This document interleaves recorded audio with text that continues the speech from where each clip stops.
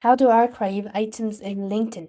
In LinkedIn, you can archive individual conversation in your message and project in Record. You can also download a complete data archive of your account for your record, but there is no direct archive feature for post or other profile activity as well.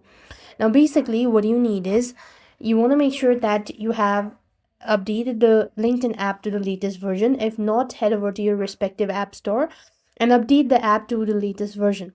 Next, what you want to do is open the app and then log into your account. So once logged into your account, what next you want to do is click the messaging icon at the top of the LinkedIn's homepage. And next, you want to open the conversation you want to archive. Now, in my case, I have none, so you just need to go to open the conversation.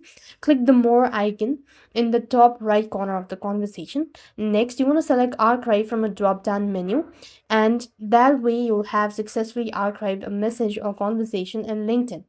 So this is how it's done. I hope the video was helpful. Make sure to like, share, and subscribe. Thank you for watching. See you in the next video.